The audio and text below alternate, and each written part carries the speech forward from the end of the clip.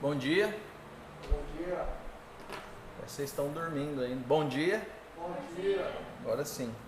Hoje nós vamos estudar eclesiologia, ou a doutrina da igreja. E essa é uma doutrina muito cara para quem é protestante.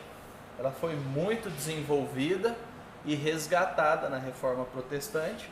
E nós somos protestantes, logo, essa doutrina tem que ser importante para nós, porque muito daquilo que nós entendemos sobre nós passa por aquilo que nós entendemos sobre a igreja, e nós somos membros da igreja. Então, a nossa visão sobre a igreja vai influenciar a nossa visão sobre salvação, sobre vida prática, sobre casamento, sobre um monte de coisas. Vamos orar? Senhor, em nome de Jesus, nós te agradecemos por esse tempo aqui. Pedimos a Ti que o Senhor nos abençoe com luz, entendimento, alegria ao pensar nessas coisas. Nos dê capacidade mental para assimilarmos tudo. E nos dê capacidade de nos inspirarmos enquanto falamos uns com os outros, olhamos para a Tua Palavra, que ela nos ajude a amar ao Senhor, a amar a Cristo, ao Espírito, a obra do Deus Trino, de forma geral, e que nós amemos a Tua igreja e estejamos dispostos a, nos caminhos de Cristo, morrer por ela de inúmeras formas e sacrificar um pouco de tanto que o Senhor tem nos dado, de tempo, de recursos, de energia, para que outras pessoas sejam edificadas. Nos ajude a admirar ao Senhor e nos ajude a nos alegrarmos com a Tua igreja. Assim eu oro por mim, pelos meus irmãos, em nome de Jesus. Amém. Então, o que é a igreja? Eu coloquei no grupo, né, que a gente ia falar sobre o que é a igreja. Então, o que é a igreja? O que vocês acham? O que vocês têm a dizer sobre a igreja? É o tempo. Hã? É o tempo. Tempo? É uma ideia. Eu falo que eu defendo isso. O que mais? O que é a igreja?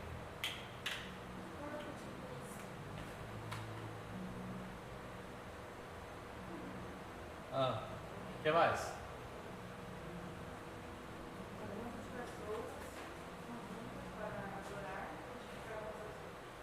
Eu perdi o começo. É um conjunto de pessoas. Conjunto. Pessoas que estão juntas para glorificar a Deus. Conjunto de pessoas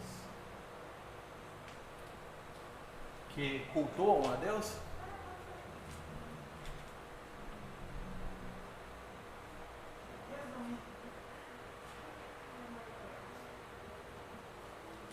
Mais alguma coisa? A união dos salvos. É o quê? União dos salvos.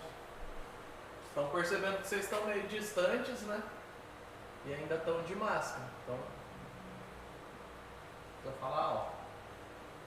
Reunião dos salvos. Alguém quer acrescentar alguma coisa?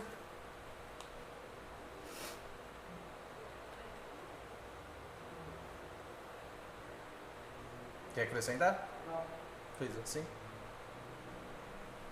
Então vamos lá. Tá razoável? Tá razoavelmente abrangente?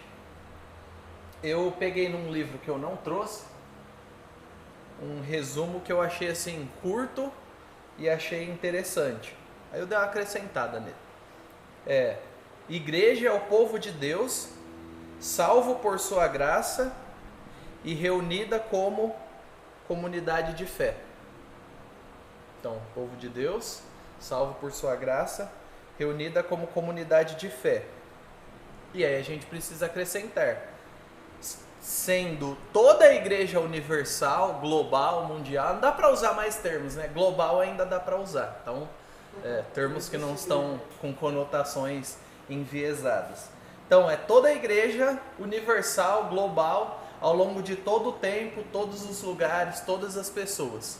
Tem essa igreja, que a gente não sabe quem é, e tem a igreja local, que a gente sabe, que tem CEP, tem CNPJ, é um grupo definido de pessoas. Tem cara, tem cor, tem estilo, tem preferências.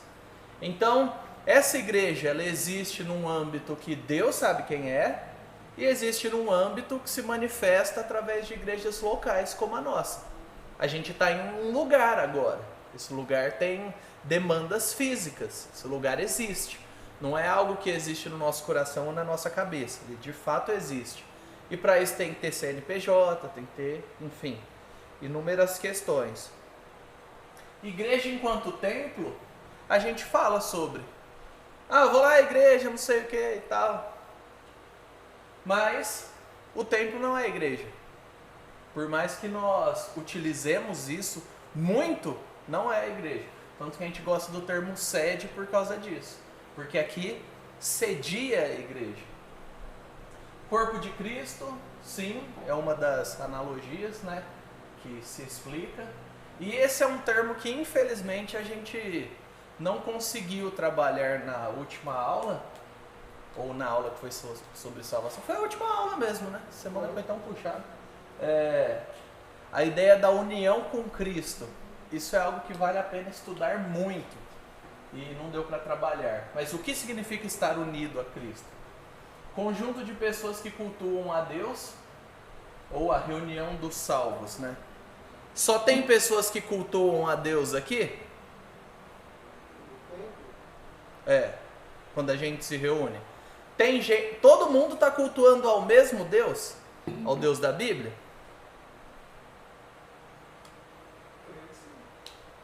Todo mundo. Então todos são salvos. Quando a gente se reúne, todos são salvos. Não. Para cultuar a Deus tem que ser necessário salvo? Sim. Porque você só conhece o Deus verdadeiro através de Jesus Cristo. Então, qualquer outro Deus não é o Deus verdadeiro que se revela na Bíblia. Ele pode ser um Deus parecido, formado na sua cabeça. Porque não há culto legítimo se não é através de Jesus Cristo. Logo, precisam ser pessoas salvas para oferecer o culto nos termos de Deus. Não para oferecer um culto, mas oferecer o culto. É um artigo definido, porque o meio de culto a Deus é Jesus Cristo pelo Espírito. Então, não dá para a gente separar. Então, é a reunião dos salvos? É. Todos que estão reunidos são salvos? Não. Não tem como a gente saber. Esse é um dos elementos da igreja visível. Por quê? Porque nem todo mundo que a gente vê, a gente sabe. Deus sabe. Eu não sou Deus. A gente espera, infere, e às vezes a gente se assusta quando alguém de repente se mostra totalmente alheio, dá chilique, não quer saber de Deus e acabou. Não sou mais crente, já era. Então, um dos elementos da igreja visível é que a gente não pode afirmar com 100% de certeza: essa pessoa é, essa pessoa não é, essa pessoa não pode vir a ser, ou essa pessoa não pode deixar de ser. Porque nós não temos essa condição. Isso é algo de Deus e é algo que a pessoa sabe. E existem situações que fogem ao nosso controle e às vezes a gente pisa na bola. A gente age como incrédulo. A gente desanima, se afasta. Então, a gente precisa saber diferenciar a igreja real, que Deus sabe, e a igreja física, que está ainda misturada com pessoas que não são cristãs. Agora, para que serve igreja? Essa é uma boa pergunta. Sempre quando eu tinha aula de igreja, alguma coisa assim, de doutrina sobre igreja, o pessoal ficava em coisas muito abstratas. E eu não gosto de aula muito abstrata quando é algo tão palpável e concernente à nossa vida. Então a ideia é conectar essas coisas. Se tem o que, tem um para quê. E para que serve igreja?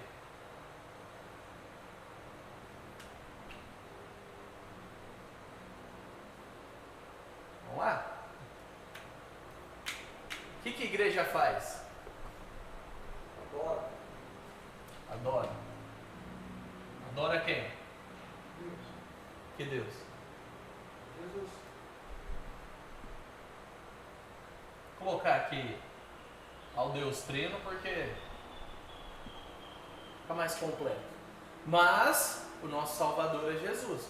Ele é um elemento que precisa estar sempre presente. Eu encorajo muitas pessoas na pregação do Evangelho e tal, deixarem de usar o nome Deus genérico e identificarem Jesus. Por quê? Porque Jesus, ele, por mais que para muitas pessoas é fofinho e é indistinto de qualquer religião, ele coloca alguns limites. Você fala Deus, Deus, legal, todo mundo. Jesus, peraí, já está começando a restringir um pouco mais. Por quê? Nós precisamos ser mais precisos na nossa comunicação. Mas nós adoramos ao Deus Trino, Pai, Filho e Espírito Santo. O que mais?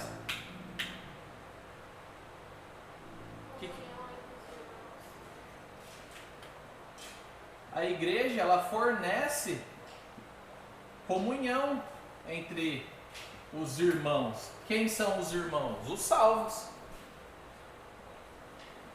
Mas a igreja fornece comunhão entre os não irmãos também. Porque tem gente que chega aqui, não é irmão, e vai ter algum tipo de comunhão. Mas não a comunhão nos termos espirituais que só os salvos têm. A pessoa ela vai se beneficiar por isso, mas ela não vai desfrutar disso. Que é uma das grandes tristezas que nós temos. Pessoas, não liga não. Pessoas que, lá que fala de Hebreus 6, pessoas que uma vez foram iluminadas e provaram os poderes do mundo vindouro. Lá não fala que elas foram regeneradas ou salvas. Fala que elas foram iluminadas.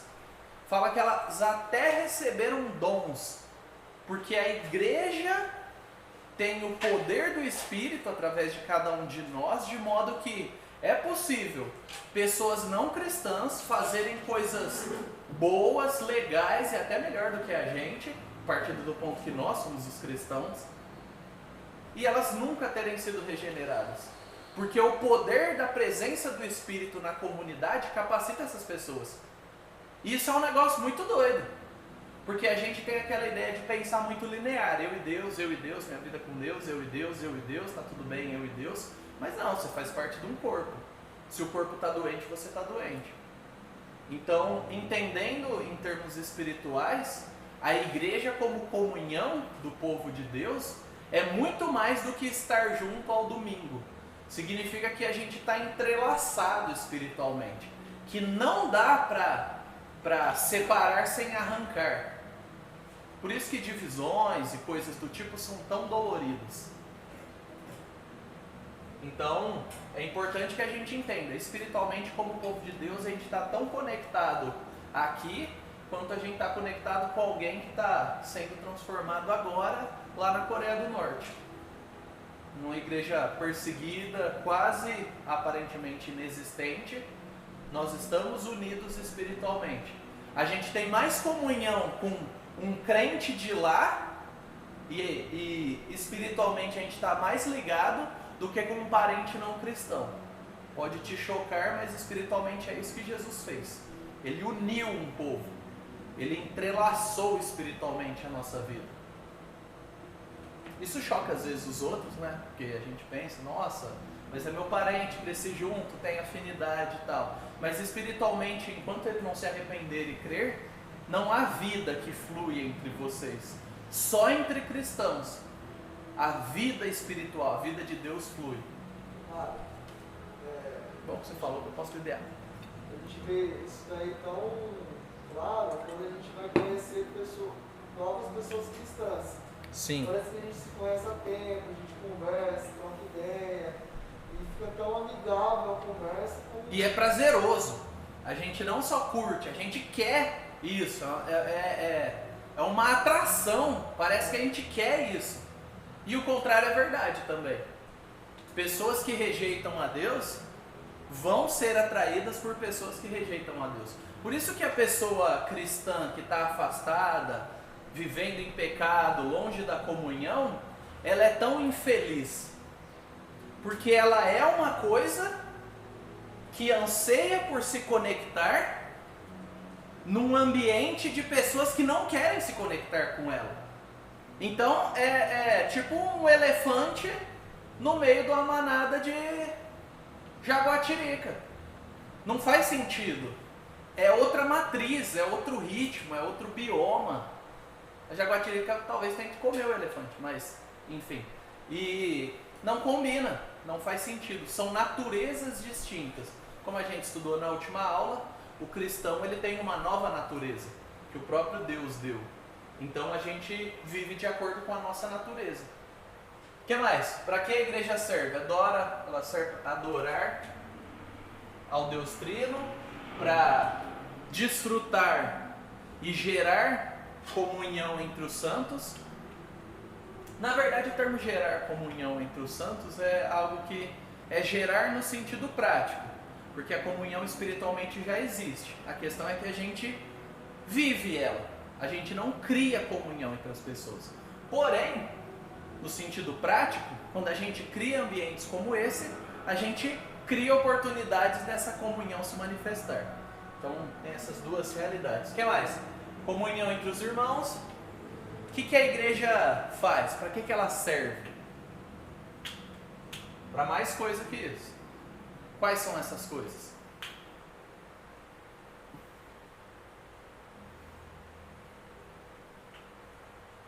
Vamos lá, vamos acordando, gente. Para que a igreja serve? Fala alto. Alcançar aqueles que não são cristãos. Evangelizar para Alcançar, evangelizar. Quais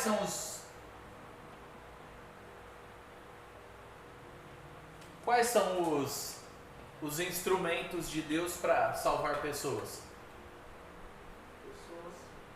E essas pessoas fazem parte do quê? Logo, o único grupo, a única instituição deixada por Deus para que pessoas sejam salvas é a igreja. Isso precisa estar claro. A igreja ela não é uma dentre tantas. A igreja ela é o meio de Deus. Ela é a maneira, é a família pela qual Deus atrai outras pessoas. E aqui eu estou falando igreja como igreja espiritual, não estou falando igreja como esta igreja, esta denominação. A gente ainda não chegou lá, vai chegar. O que mais?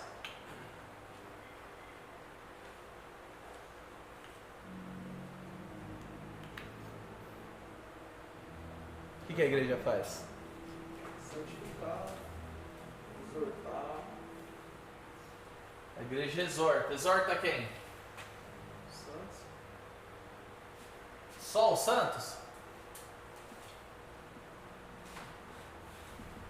A igreja só exorta os santos? A igreja ela só se comunica com crentes? Os crentes, né? Mas eles vão rejeitar. Bom, mas isso daí é resultado. A gente está falando de ação. A ação é aquilo que nós fazemos. Resultado aí já nós não temos controle sobre. Os profetas do Antigo Testamento falavam só para dentro de um grupo? Ou eles falavam a população, governantes, líderes e todo mundo? A igreja ela tem uma função de influenciar a sociedade.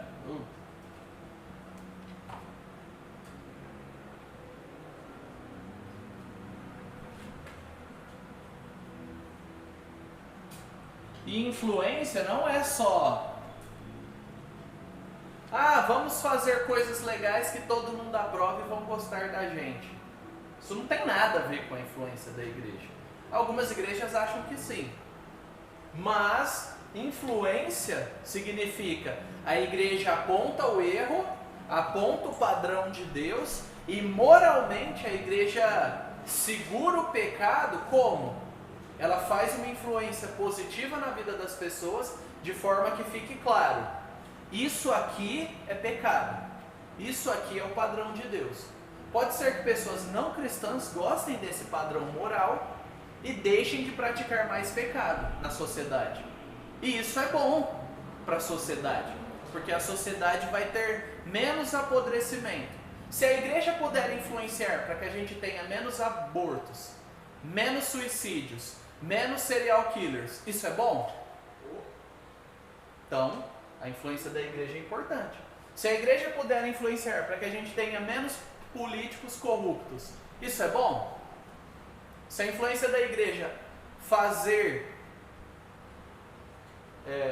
membros, se a influência da igreja criar membros e famílias que mesmo não cristãs admirem a fé cristã e não queiram destruir a fé cristã, todo mundo sai ganhando.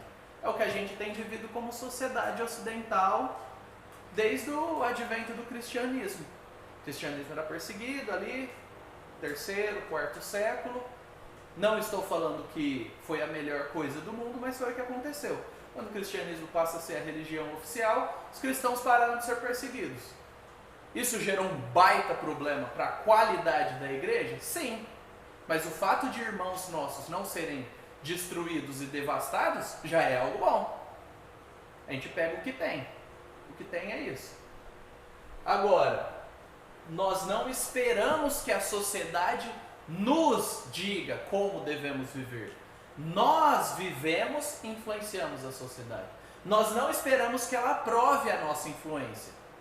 Às vezes nós vamos condenar alguns pecados. E eu não estou falando de homossexualismo aqui. Estou falando de todo tipo de pecado. Seja corrupção, seja mentira, seja pessoa que pega a vaga de idosos no shopping. Todo tipo de pecado. Porque ultimamente está tão chato que tudo que se fala, não, é só homossexualismo. Não.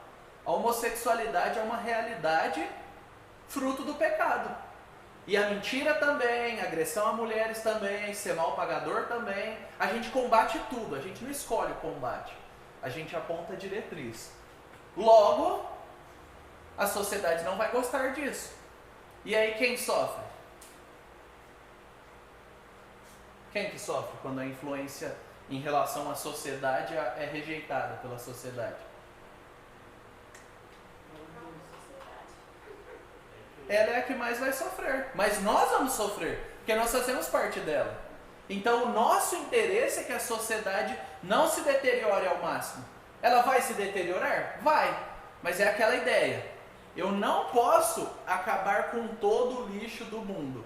Mas se eu começar separando o lixo na minha casa, influenciando pessoas para não jogarem óleo no ralo, pegando o lixo que eu vejo na rua e falando, ensinando, encorajando pessoas, é algum tipo de influência. Ela não salva, mas ela pode melhorar a nossa vida aqui. Então, a gente precisa entender alguns níveis de influência. Então, eu coloquei assim: igreja serve para prestar culto a Deus nos termos bíblicos. A igreja serve para prestar culto nos termos bíblicos. Qualquer coisa fora dos termos bíblicos pode ser um culto menos agradável a Deus. A nossa busca deve ser um culto agradável a Deus, nos termos dele. Ser edificada no ensino dos apóstolos e profetas. Vocês não falaram a questão do ensino aqui. Ensino é elemento central, gente. A igreja é a única que ensina como a gente deve viver a partir do Evangelho. Ela ajuda a desenvolvermos a comunhão entre os irmãos, cumprir a missão de pregar o Evangelho e apoiar missionários como seus representantes em todos os lugares do mundo onde tem a gente. A gente não precisa de missionário onde não tem gente, mas tem muita gente em todo tipo de lugar, então a gente precisa de muitos missionários onde tenham gente. Pessoas precisam se arrepender e crer em Cristo. Questão a ensinar e relacionar missões, tem uma dúvida. Quando o missionário ele pega e sai, ele vai para um lugar bem remoto. Como que fica em questão da igreja? sozinho não consegue ser igreja, ele, a mulher dele, não é também igreja, como que ele faz a reunião com os santos em um ambiente que não? Ele, a mulher dele é a igreja, ele não é a igreja. Se ele for solteiro e não tiver ninguém, a gente já está infringindo um fato de Jesus, de 2 a 2, no mínimo. Já é uma organização errada. Por isso que Jesus manda lá os 70 ou 72. Vai de 2 em 2. E a gente tem provérbios que fala que é melhor serem 2 do que 1. Fala do cordão de 3 dobras. Então, a mínima unidade é mais que 1 para ser igreja. Eu e outro já é igreja. Só que é uma igreja limitada. É isso que eu ia falar. Eu antes, né, não interpretaria 2 pessoas como igreja, porque não tem liderança, não tem uma organização assim. Mas é aí que tá. Pode não ter. Não ter lá não quer dizer que não tem. Esses 2 precisam estar ancorados, não importa onde eles estejam. Pode estar lá do outro lado, na igreja.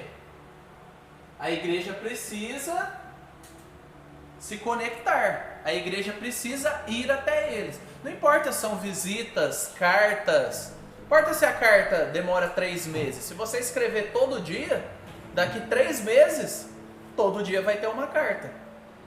A realidade da união espiritual com a igreja diz que, nesse caso, eles não deixam de estar em comunhão. Só que eles perdem os privilégios. Porque eles estão lá na ponta da lança. Eles estão na frente do campo missionário. E a gente ora, sustenta e vai até eles.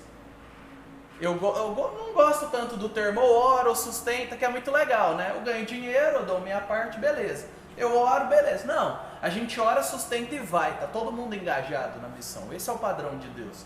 Você não vê no Novo Testamento ou ora, ou sustenta ou vai. Não. A pessoa ora, ela ora, ela sustenta e ora, ela vai. Então a gente precisa estar aberto para isso. Essa divisão assim, eu só contribuo porque eu sou escravo do meu trabalho, então as minhas férias eu não posso contribuir para nada. O meu tempo de descanso eu não posso contribuir para a missão, nem no meu bairro, nem em outra cidade. Não, a gente precisa melhorar a nossa visão. A gente viaja para tudo quanto é lugar. Doe férias, doa o que você tem. Prega, lê com criança. Então a igreja ora, contribui e vai. A gente precisa ter essa visão completa. Posso ir toda vez? Não. Mas alguma vez na minha vida eu posso doar parte das minhas férias. Eu posso divulgar. Então uma visão mais completa. Se a igreja vive isso, ela não vai deixar aqueles 2 perdidos lá. Não vai só mandar dinheiro. Ela vai tentar da maneira que dá, sendo realista, que haja comunhão. Se tem outras igrejas, vai encorajar essa pessoa a estar em comunhão com outras igrejas. Não tem outras igrejas, é uma tribo isolada. A gente vai orar para que Deus salve pessoas lá. A partir do momento que Deus vai salvando pessoas, eles vão se sentir menos sozinhos. Mas é uma realidade. O anseio pela igreja vai estar lá. Eles são igreja, eles estão conectados espiritualmente com a igreja, eles precisam se submeter a uma liderança, eles precisam ter algum tipo de contato, que hoje é muito mais fácil. Você tem internet via satélite, inúmeras coisas, via rádio, enfim. Não quer dizer que vai chegar lá com facilidade, mas é possível. Isso não elimina a comunhão. Agora, para nós aqui, que é pertinho e fácil, é outro caso. Então, eles estão em comunhão com a igreja, sim, desde que eles utilizem isso. Se o missionário está lá, não quer falar com ninguém, quer viver do jeito dele, quer receber o dinheiro e fazer o que ele quer, aí ele não está em comunhão com a igreja. Então é sutil pensar nisso. Por isso que o anseio do missionário é que pessoas sejam salvas. Porque quando pessoas são salvas, aí ele tem uma igreja para chamar de sua ali, né? Para fazer parte. Senão não tem sentido. O cara vai lá, prega, mas não espera que ninguém creia e não anseia que os outros creiam, não anseia ter comunhão. E às vezes leva anos. Então há comunhão, sim, mas ela é prejudicada pela própria realidade. Assim como não dá para eu ter comunhão com alguém no Acre, de maneira plena. Espiritualmente estamos em Cristo. Pode ser que a gente se veja em algum momento, virtualmente hoje dá para fazer, Mas não é a comunhão plena que eu tenho com vocês todo domingo, em GP, em almoço, vai em casa, faz churrasco, bate papo, vai no shopping, ganha alguma coisa, dá alguma coisa. É diferente, a profundidade é outra. Assim como um tio distante. Ele deixa de ser seu parente? O vínculo existe, ele independe. Agora, um tio que mora do lado da sua casa, que você vai lá tomar café todo dia, ele naturalmente vai viver isso melhor. Beleza? Tá claro? É um bom ponto. Influenciar a sociedade moralmente também. É um dos pontos que eu coloquei. Então, Atos 2, 42 a 47. Esse é um texto que é assim, que é muito mal usado, infelizmente, porque se cria meio que uma utopia da igreja perfeita, como se a igreja primitiva fosse a igreja perfeita, a igreja gloriosa no céu. Não é, não vai ser, Deus nunca quis que fosse, mas é uma boa igreja, que estava debaixo da influência do Espírito, da liderança dos apóstolos e de pessoas que levavam Deus a sério. Então a igreja neotestamentária ali do começo, ela não era perfeita, mas ela era uma boa igreja, que levava Deus a sério. Então, vou pedir para o João ler, aí depois a Joyce, aí vem para o Amir, termina na Josi. É Atos 2, 42 até o 47. Meu 4 saiu meio defeituoso, mas dá para entender que é um 4. Antigo Testamento, 2, né? É, AT.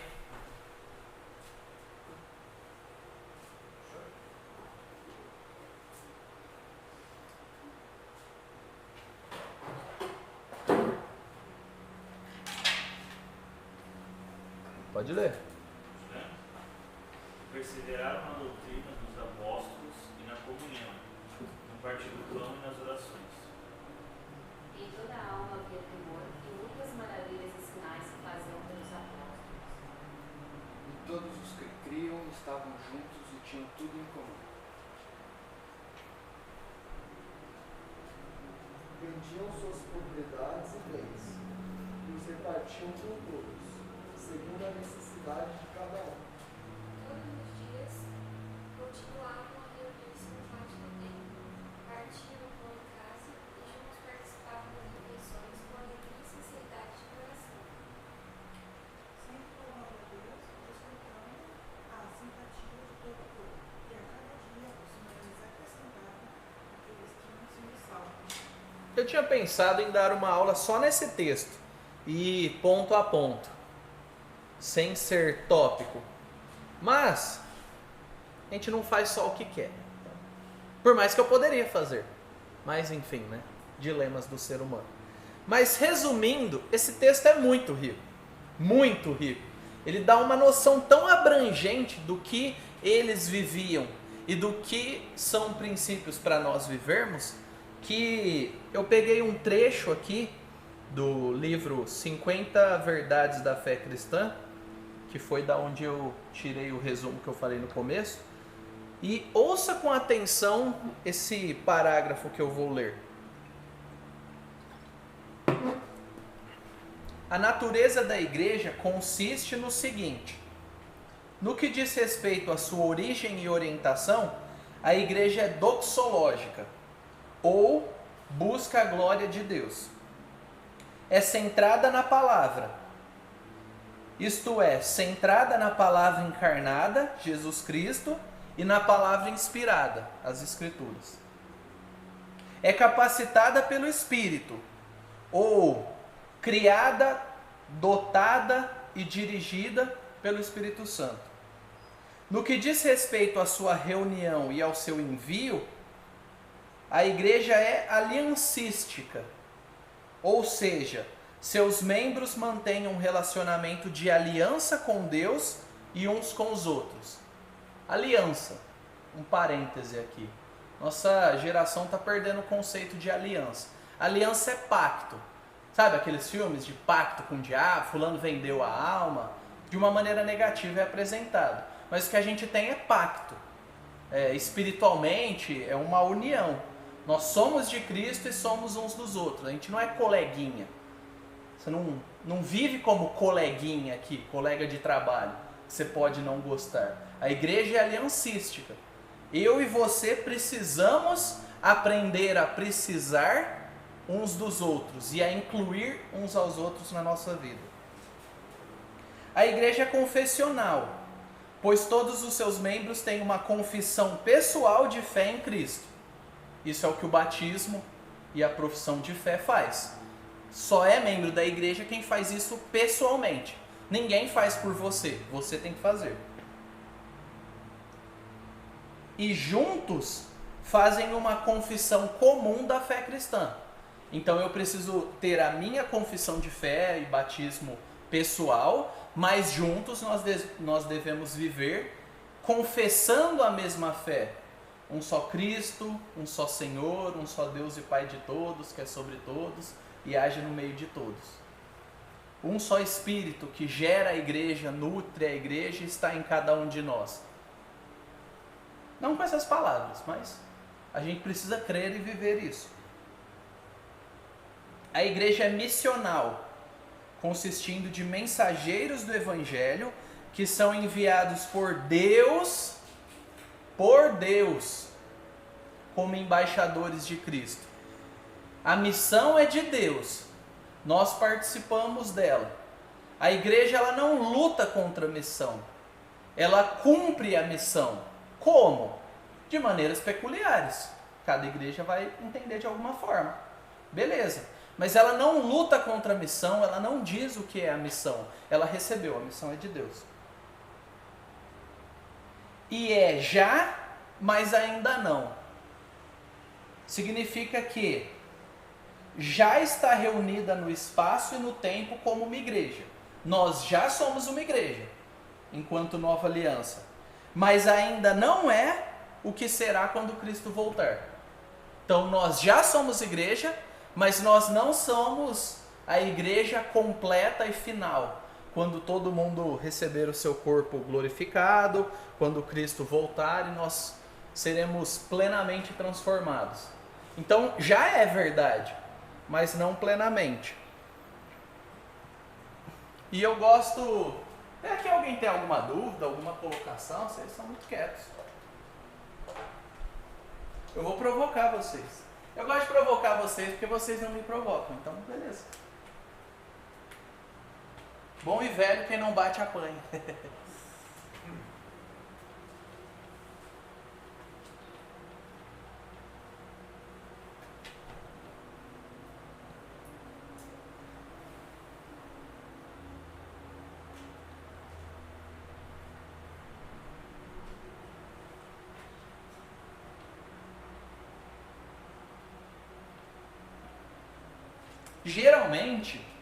Geralmente, aqui você está tendo contato com a tradição cristã que veio antes de você. Então, eu gosto de falar isso sempre, né?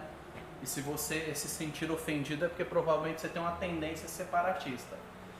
Você não é o primeiro cristão que existiu nos últimos 2000 anos. Então, existe uma tradição cristã que está acima de você, das suas interpretações momentâneas e pessoais, e que engloba você. Então você e eu não somos o alecrim dourado que inventou a roda. As nossas concepções de igreja vêm da igreja ao longo do tempo. Inclusive erros que foram cometidos, a gente fica sabendo, aprende para não cometer de novo. Então, tradição não é ruim. Tradicionalismo é ruim. A tradição é a fé viva de pessoas mortas, que foi passada. O tradicionalismo é uma fé morta, regras, de pessoas vivas. Quem disse isso provavelmente foi Yaroslav Pelikan, um historiador bem famoso. Então a gente precisa entender, a tradição não é ruim, o tradicionalismo é ruim. A tradição ela fornece contexto para a verdade teológica. E nós precisamos de contexto. Beleza? Não sei o que você já ouviu sobre o termo tradição, mas eu espero que seu coração não trave e não se feche quando você ouve essas coisas. Mas o credo niceno-constantinopolitano de 381 depois de Cristo, ou seja, a igreja que não começou agora, crê e defende isso em maior ou menor grau desde 381 depois de Cristo. Então, se a igreja está crendo nisso até hoje, no mínimo eu preciso ouvir, pensar e avaliar, e não pensar que eu que entendi tudo agora posso discordar.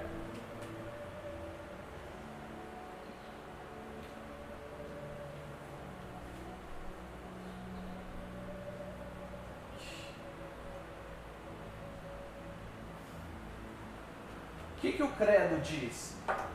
Credo é uma confissão geral de fé daquilo que nós cremos. Que a igreja é una. A igreja é uma, no sentido que ela é unida. Não existe várias igrejas de Cristo. Existe uma igreja de Cristo. Ela se manifesta no que a gente conhece hoje como denominações, como igrejas locais. Mas há uma igreja de Cristo. Jesus não é esquizofrênico. Não tem vários caminhos que levam ao céu. Tem um. E as pessoas que trilham esse caminho levados pelo Espírito são igreja. Mesmo que eu não saiba exatamente quem são. Então tem uma igreja. Ela é unida no sentido espiritual. Só uma igreja verdadeira, embora nós vivamos isso de forma incompleta. Então tem um monte de denominações que são cristãs sérias. Tem igreja verdadeira dentro de todas as igrejas, inclusive da nossa. Graças a Deus, né? A esperança é essa. Porém, a igreja verdadeira é uma. A unidade da igreja, ela não consiste nos vermos. A gente tem uma concepção muito superficial e depois virtual sobre o que é de fato amizade, comunhão e tal. Eu preciso ver para ter união. Não é esse o conceito bíblico. Pensa na Bíblia. Meses sem se ver, anos sem se ver.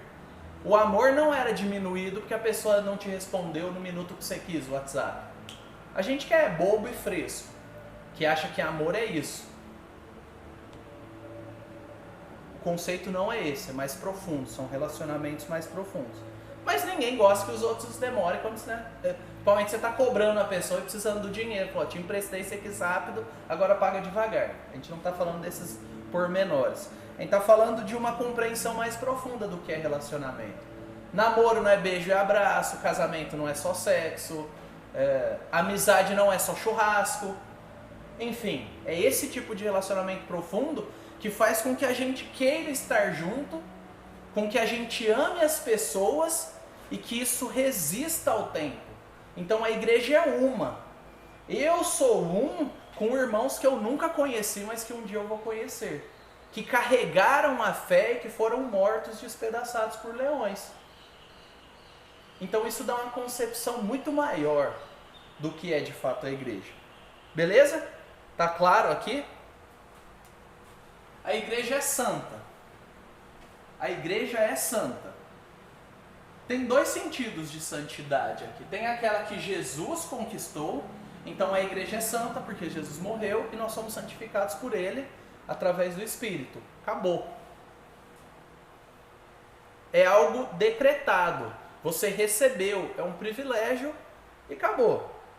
Porém, essa santidade adquirida por Jesus precisa se mostrar na vida dos membros da igreja. Então, quando a gente encoraja você, participe, venha no CCB, ninguém está sendo um empecilho na sua vida. Não. A pessoa podia te ignorar e você que se lasque.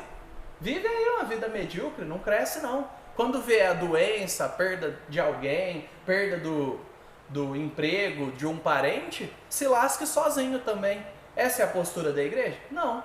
Por isso que a gente tende a ser paciente com um monte de tranqueira. E a tranqueira somos eu e você em momentos diferentes.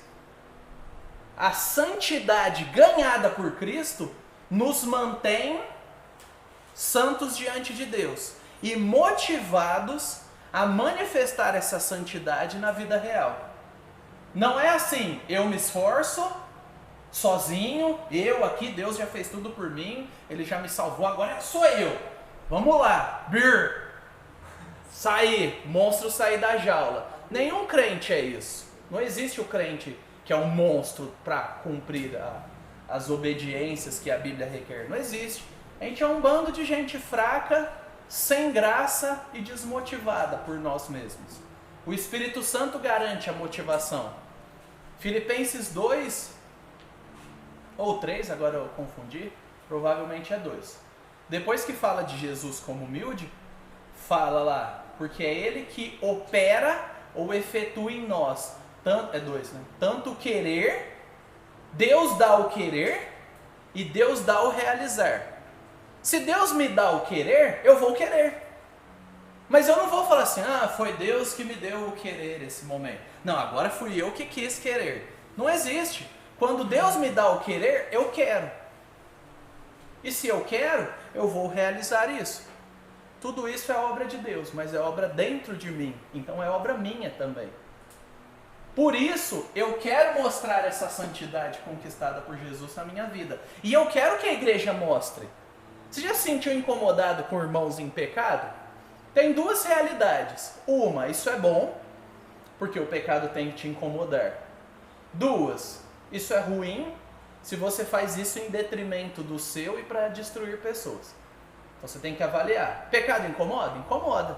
Mas o seu te incomoda mais do que o dele? Se o seu te incomoda mais do que o dele, se você tem buscado levar uma vida séria, confronte. Não foge, não. Se o pecado dele te incomoda muito mais do que o seu, volta para casa, faz a lição de casa, repensa, ora, se arrepende, recalcula a rota antes de confrontar o dele. Para você não ser um hipócrita. E você vai saber se você foi um hipócrita ou não.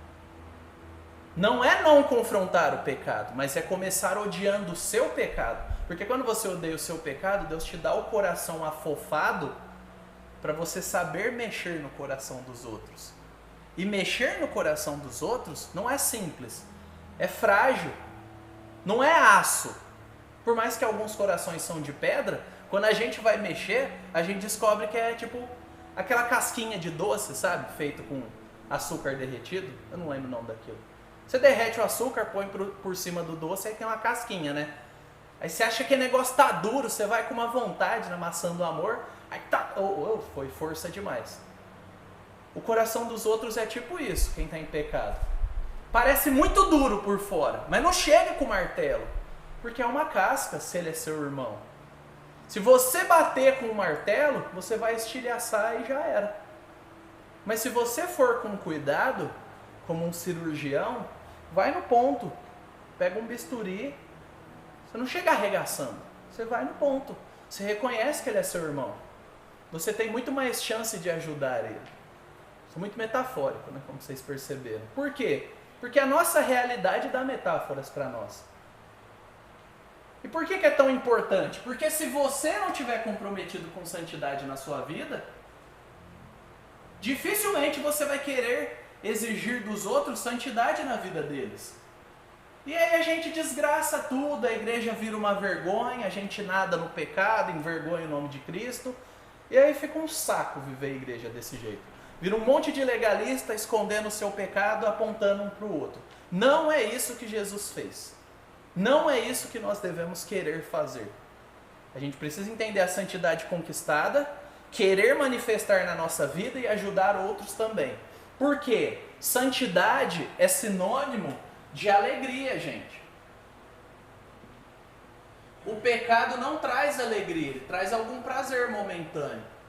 A gente precisa conectar, sabe os fiozinhos da sua cabeça que entende que santidade é algo católico, apostólico, romano, ir na missa, assistir a missa do galo dia 24, aquela coisa travada, chata. Não é isso. Santidade é a liberdade do pecado. Então santidade é alegria. Uma igreja santa é uma igreja alegre, é uma igreja disposta. É É uma igreja que faz churrasco, que passeia no shopping.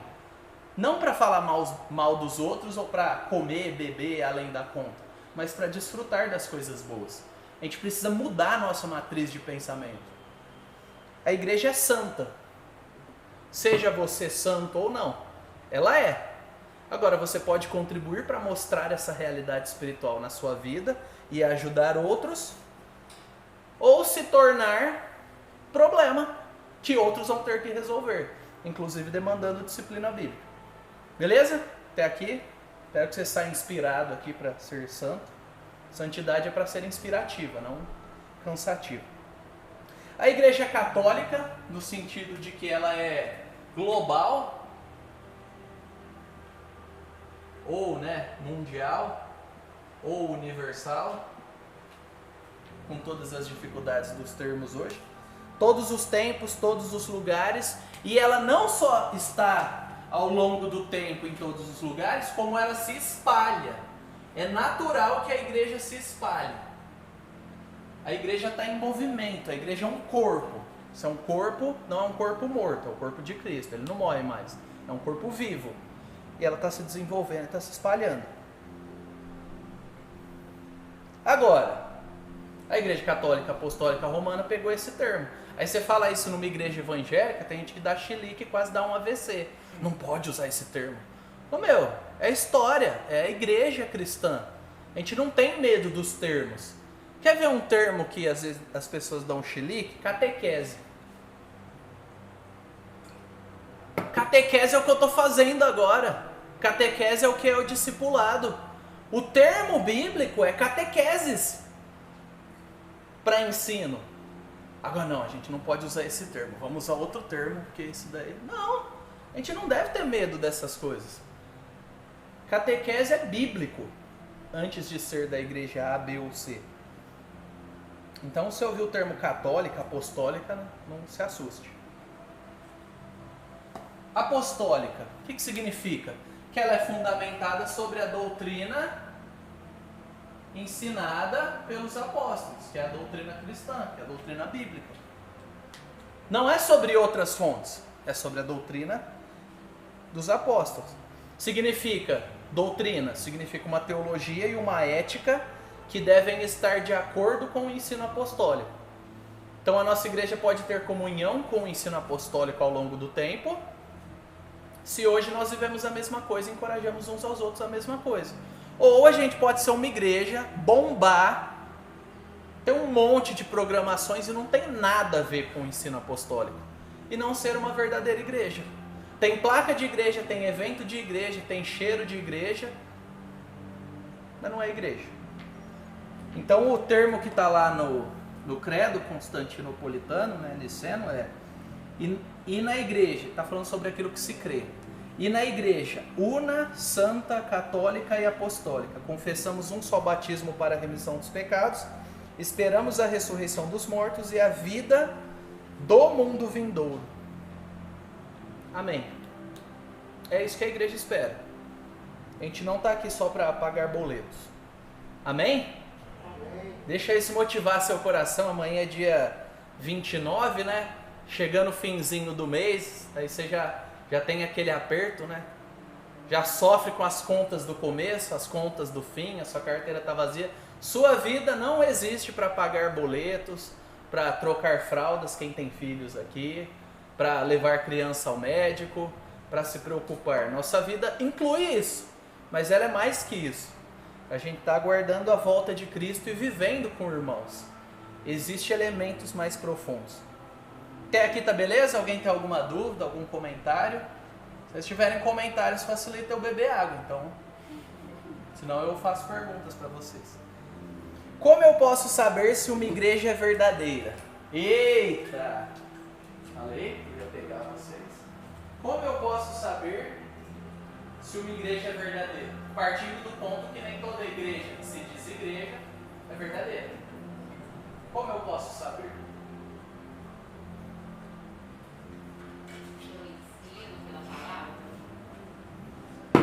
Vamos lá. Tá.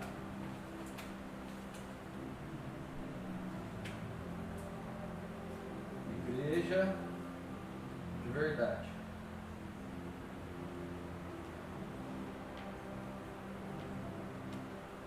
Ensino. Que ensino? Pregação, classe, discipulado, todo o ensino. Todo o ensino é importante estar bem alinhado. Existem igrejas que são dissonantes.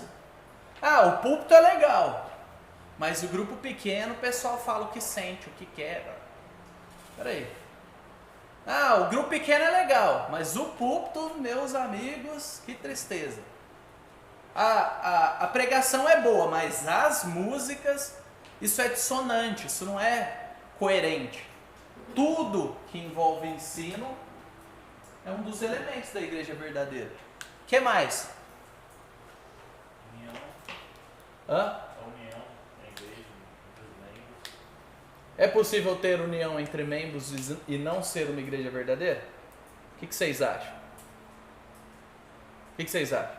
É possível ter união entre os membros e não ser uma igreja verdadeira? Ou Membros do que assim? membros do grupo. Tipo, qualquer grupo que as pessoas são unidas, porque é que eu tô falando, só a igreja verdadeira tem isso. Então, as coisas que outros grupos podem ter não é um elemento exatamente distintivo da igreja verdadeira. Aqui sim. Então vamos pensar, o que só a igreja tem que torna ela verdadeira? Tem discipulado também, pessoas Novo ensino, né? incentivando a luta contra o pecado. Está dentro de ensino. Santificação também para você. Sim. É a palavra. Tudo A isso. palavra é... Mas tem mais coisas. A Bíblia como única fonte, assim, Isso está em ensino também. Oração. Vocês percebem como a nossa mentalidade ela é reducionista? A gente vive buscando experiências. Mas quando a gente volta para a igreja, tudo que a gente pensa é que só há ensino. Mas tem mais do que ensino envolvido. Tem os desdobramentos do ensino. Quando você se tornou membro dessa igreja, você precisava ter qual pré-requisito para se tornar membro? Não, um de cada vez. Vá, primeiras damas. Ah!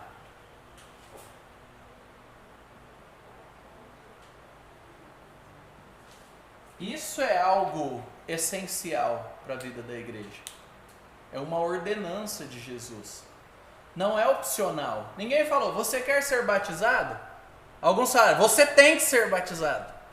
Logo, para professar a sua fé. Você é crente? Eu sou. Mas eu não quero ser batizado. Falei, uai, vamos voltar aqui. Tudo é ensino, gente. Tá. Deus mandou. Quer ser batizado? Não. Mas não é possível. O batismo é a identificação com o corpo de Cristo. É falar assim, agora eu não sou mais desse grupo e agora eu faço parte desse grupo. Eu tinha outro Deus, agora eu tenho esse Deus. Então o batismo é algo único da igreja no sentido de que a maneira que nós entendemos ele biblicamente exige que a igreja verdadeira faça isso. E o batismo não é ensino.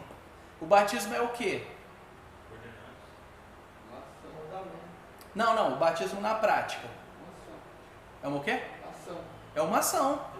É uma prática. É o que a gente faz. Não é ensino. Existem elementos práticos, palpáveis. Você entra na água. A água é água, não é batismo virtual. Você sente a água, é você que está ali.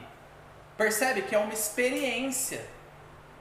É uma vivência experiencial de um dos elementos do ensino. Então, igreja não é só ensino, mas tudo parte do ensino. Da correta pregação da palavra de Deus e ensino dela.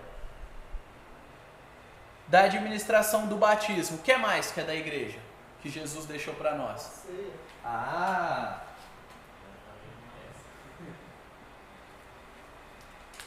A ceia é ensino? Ela é o quê? Sacramento. Ordenança. A Igreja Batista usa o termo ordenança, mas ordenança e sacramento são correlatos, com algumas poucas diferenças do que significa. Mas, exatamente, é uma experiência. Você come o pão, está na sua boca. Você não pensa sobre o pão, você come ele. Você bebe. E aí tem algumas ressalvas aí, né? Jesus deu vinho, a gente inventou o suco de uva, porque nós somos mais sábios que ele e a gente vive desse jeito. Fecha parênteses. Mas a ceia é algo que foi dado. Você recebe, você não questiona, você desfruta. É algo que o próprio Cristo deu para os seus discípulos, num momento de comunhão íntima, antes dele morrer. Tudo bem que ele ia voltar e ficar 40 dias ali, explicar um monte de coisa, ia ser bem legal. Mas, antes dele morrer, havia uma angústia, um peso ali. Era um momento solene. Então, o batismo e a ceia são elementos característicos da igreja. Igreja verdadeira precisa ter a administração do batismo e da ceia. Com que frequência? Aí outra coisa. Ah, qual o modo? No começo e no final do culto? Não interessa. Mas tem que ter. E tem que ser visto como algo precioso. E aí na reforma, eles também colocaram... foram os reformadores que sistematizaram esses elementos. Opa.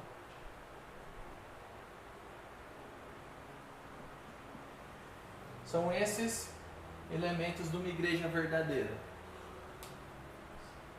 Se a igreja tem ensino, ela vai direcionar para tudo aquilo que foi dito. O batismo e a ceia são experiências da igreja. Por isso que você tem que experimentar o batismo e a ceia enquanto cristão. Não é algo que você pensa, reflete, é algo que você vive. E é algo extremamente belo, e eu encorajo vocês a saberem dos batismos e irem aos batismos. Veja pessoas professando a sua fé. Isso tem um impacto tão edificante para você. Lembrar de onde você veio, ver que Deus está salvando pessoas. E isso está diretamente ligado à experiência do que é ser cristão e família. Sabe aquela ideia? Não sei se tem muito hoje, mas é assim. No meu caso teve, né? Eu comecei a namorar a Júlia e teve um almoço. Tipo, agora você está entrando na família.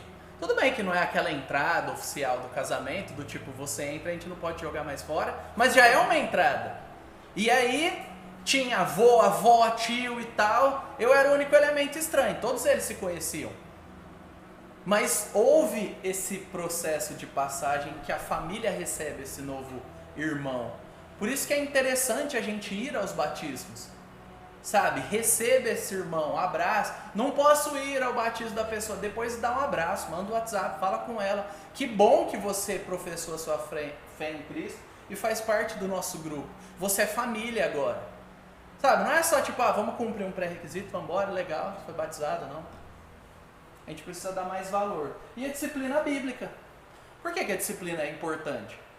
Porque quando a gente erra, para o erro não proliferar e contaminar todo mundo, e a gente deixar de ter uma igreja verdadeira, porque a disciplina ela é para os hereges, os que ensinam falsa doutrina, e para aqueles que vivem errado.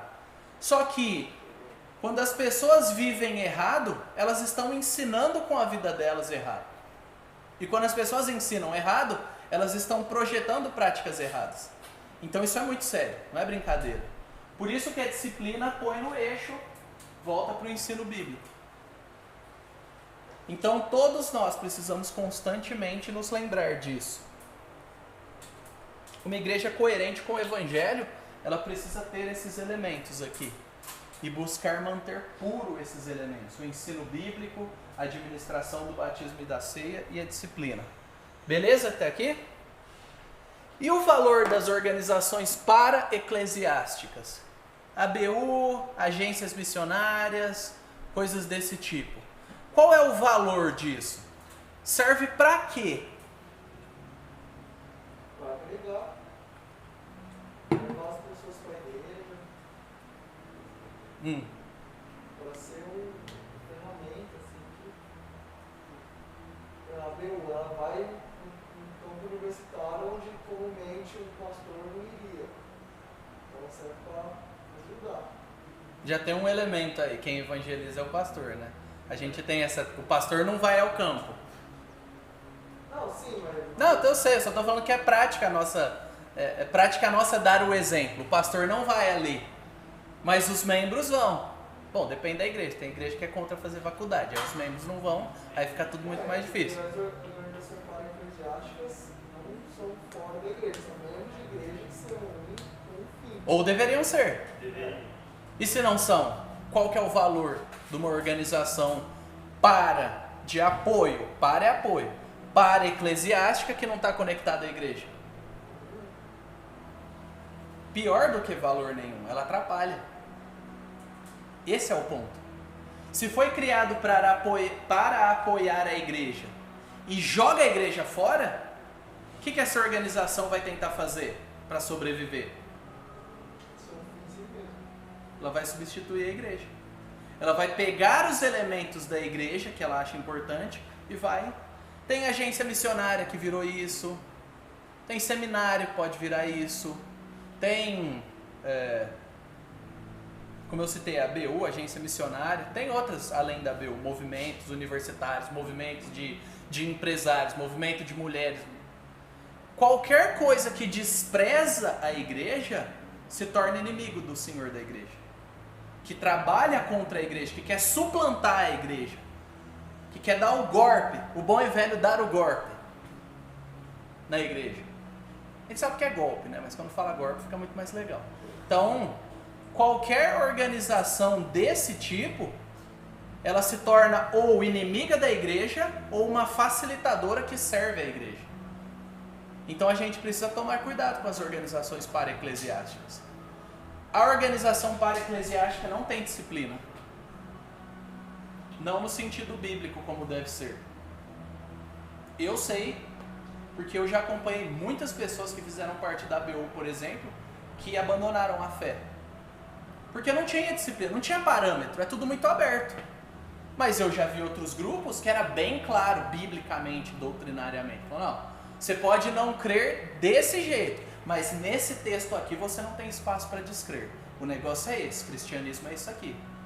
Mas cada vez mais essas organizações, para existirem, vão abrindo mão dos pontos essenciais doutrinários para manter gente, e aí perde o propósito. Qualquer que seja, inúmeras organizações, Greenpeace, isso, aquilo, começaram vindo de cristãos, que achavam que a igreja deveria se envolver naquilo. Várias ONGs começam assim. Só que aí ela se torna superlativa. A missão da igreja é essa. Não, a missão da igreja não é essa. Então eu vou sair e vou fazer o meu. E aí eu quero usar a igreja para outros elementos. Se é bem utilizado, é uma bênção. Agrega, facilita, é ótimo. Se é mal utilizado, é um problema. Qual é o elemento unificador da igreja? Tem um elemento que é unificador, que define a igreja e que une a igreja ao redor de si, que é uma pessoa. E vocês vão errar. Quem que é? Você falou que vocês vão errar, todo mundo fala. Jesus? Não, exatamente. É o pastor. É uma pesada. Essa foi boa, não esperava. É o Espírito. A gente despreza o Espírito Santo, às vezes em detrimento de Jesus. Jesus é essencial, mas quem aplica a obra de Jesus é o Espírito Santo. É Ele que vem e invade a nossa vida com a própria presença e conduz a igreja. Tanto que a gente estuda igreja, depois de estudar doutrina do Espírito, depois de estudar conversão, porque é tudo obra do Espírito. Não é à toa. É tudo obra do Espírito Santo. O Espírito Santo que salva, conecta cada eleito, cada escolhido à família de Deus, à igreja, ao corpo de Cristo. E ele conecta e mantém. Por isso que o elemento unificador é o Espírito. Não é as suas boas ideias para o grupo de jovens, para o grupo de mulheres, para o grupo de homens, ministério infantil. Não é a equipe pastoral, o pastor, o diácono, o pessoal da música. Às vezes a gente age errado na nossa cabeça. Não, porque agora foi legal. O culto hoje foi bom, a música foi boa. Não, a pregação foi... O elemento unificador, ele é maior do que essas coisas. Essas coisas, elas estão debaixo desse elemento unificador.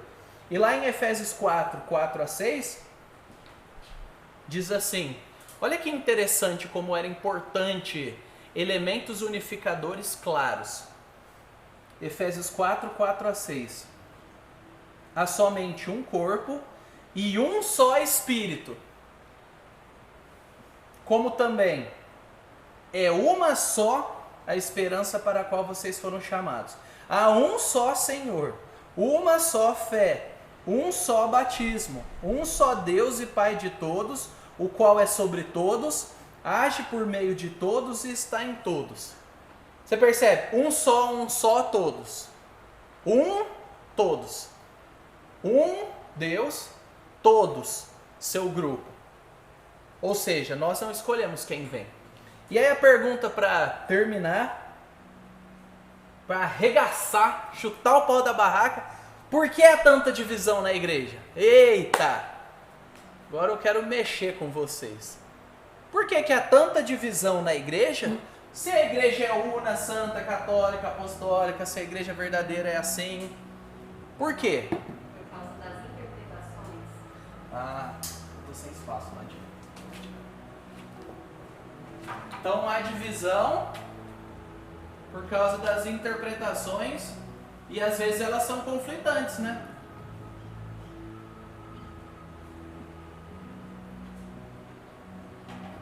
Interpretações bíblicas, teológicas, práticas. Muita coisa que dá pau na igreja é questão prática. Ah, é ali, é assim, deveria te falar daquele jeito, deveria se vestir daquele. Tá? Não é tanto teológico, mas são interpretações. O que mais? O que causa divisão na igreja? Pecado. Pecado causa. Mas todo pecado causa divisão? Tem pecado que não causa divisão. Como que o pecado causa divisão na igreja? Qual é a maneira que ele gera isso? Como que é o processo? Vamos pensar. A pessoa pecou, ou o grupo de pessoas pecaram. Aí, o que tem que acontecer? Disciplina. Que não necessariamente é exclusão. O primeiro passo da disciplina é: ei, você pecou. Você sabia disso? Eita, não sabia. Se arrepende, pede perdão, acabou. Aí o pecado não gerou divisão na igreja. Não é pecado, é pecado, não é pecado, é pecado. Aí vira quase um coro, né? Aí já fofoca, fala com o outro, junta força e tal, quem discorda, quem concorda. Como o pecado vira divisão na igreja? Quando o orgulho faz com que as pessoas não aceitem a disciplina, a correção. Aí o pecado gera. Que via de regra está totalmente ligado às divisões na igreja. Algum pecado não arrependido, enfim, tem. O que mais? Talvez vocês vão se surpreender quando eu ler alguns versículos bíblicos aqui. O que gera divisão? Por que há tanta divisão na igreja? Vamos lá. Quero que vocês usem aí. Tem muitos não cristãos dentro Ah! Como a gente falou, a igreja não é 100% pura. Não cristãos não são cristãos. E quando você tem não cristãos agindo no ambiente de cristãos, tentando parecerem cristãos, ou eles vão querer mudar o ensino, ou eles vão viver errado e alguma hora vai dar pau. Alguma hora. Pode demorar anos. Pode ser que eles mudem a estrutura, pode ser que eles influenciem aqui, ali, aqui. Sutilmente, às vezes. Inclusive, o não cristão pode não saber que ele não é um não cristão. Que ele é um não cristão, né?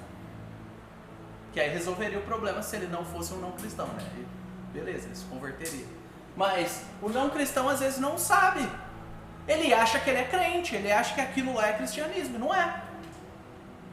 Então não é simples. Porque a gente não fica fazendo um termômetro, a gente não tem um medidor chegar perto de você, um crentômetro, né? Convertido, nascido de novo, vem pra dentro. Né? Você tá quase lá. Você não, volta pra salinha, não sei o que, vamos orar. Não tem isso. Se você falou e tem demonstrado minimamente condições de vida, a gente acredita em você. E a gente vai esperar. Exortar, ensinar. O que mais? O que causa divisão na igreja?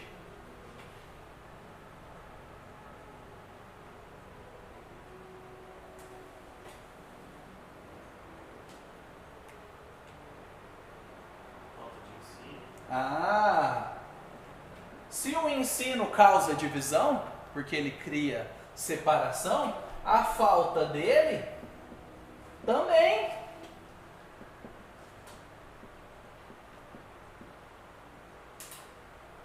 Dá pra entender?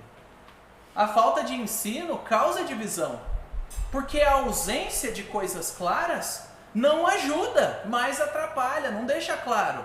Que time que nós somos? Todo mundo já viu o time dos sem camisa e o time dos com camisa, né? Tem que estar claro o time que você é. Você não pode entrar no time dos com camisa sem camisa, que vão acertar você, não vão passar a bola para você. Precisa estar claro, e a doutrina da igreja deixa as coisas claras. Expectativas claras, privilégios claros e a família clara. Não é qualquer um que entra na sua casa. Você está entrando e de repente vem alguém, entra em ritmo de festa. Aí você olha e fala, o que você está fazendo aqui? Não, sou parte da família agora, vim morar aqui. Não faz sentido. Mas às vezes a gente vive isso na igreja. Tem tal ensino, vem pessoa ensinando outra coisa. Não, mas eu quero ser parte. Agora tem um outro elemento. E esse daqui é um pouco mais polêmico.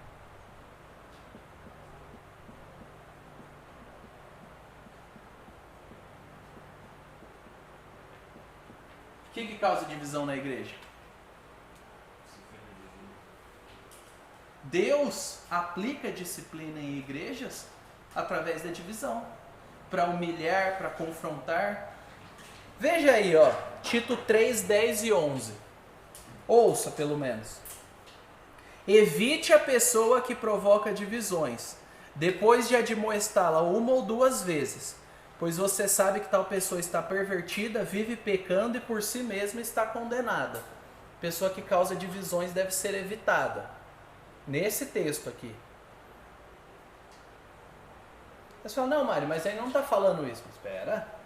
1 Coríntios 11, 19. Essa é para terminar. Queria terminar com uma pulga atrás da orelha de vocês. 1 Coríntios 11, 19. Rapidão aí. Alguém lê. Quem abriu, lê. E é até necessário que haja divergências entre vós, para que os aprovados se tornem manifestos em vosso meio. Divergências. Essa tradução ela mudou um pouco e usou outro tipo de maneira para explicar. Lê no seu. Qual que é mesmo? 1 Coríntios 11, 19.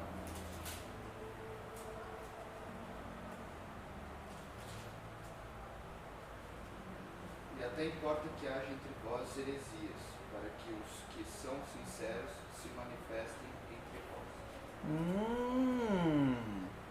O apóstolo falando que é até importante que haja divergências, divisões, e aí traduziu como heresias. Posso falar besteira? Vamos então? ser heréticos. Você vai ser disciplinado se você quiser. Mas o próprio Deus administra na igreja tudo aquilo que é necessário. Inclusive, Ele manda disciplina, faz pessoas sofrerem para se voltarem para Ele. Sabe aquela ideia? Você quer? Mas você quer mesmo? Então agora você vai comer até vomitar. Você quer ir? Você vai, mas agora você vai ficar 12 horas lá. Você quer ir no parquinho? Não vai sentar não, vai 12 horas nos brinquedos. Até cair. A criança sai de lá carregada. A disciplina. É o que você quer? Então toma o que você quer. Se destrua naquilo que você quer. Só que como a igreja é de Deus, Ele não deixa isso em último caso, em última instância ele corrige. Só que o próprio Deus falando que é até importante que os maus, os falsos se manifestem. Para quê? Para que fique clara a linha. Às vezes não está tão clara, aí vai e fica muito clara. Eita, estava junto com aquele cara e está ensinando perda da salvação, ensinando que se eu morrer sem pedir perdão, eu vou para o inferno. Espírito Santo falha? Ou que Jesus poderia pecar? Aí não é um erro tão grave. Mas coisas que são fora. Então assim, cuidado. Para que aqueles que estão no caminho bíblico se fortaleçam, Deus inclusive usa hereges, pessoas que ensinam errado e às vezes não é um herege. É só alguém que ensina errado porque crê errado. Vai dar BO, vai dar problema, vai precisar de disciplina, vai ser chato, vai ser difícil, mas no final a igreja vai sair exercitada e purificada. Então a igreja é tão de Deus, é tão dele, que ele cuida como cuida tudo daquilo que é dele. Ele vai sustentar a igreja verdadeira e as portas do inferno não prevalecerão contra ela, mesmo que a gente faça besteira. Amém? Então, vamos encerrar com essa frase.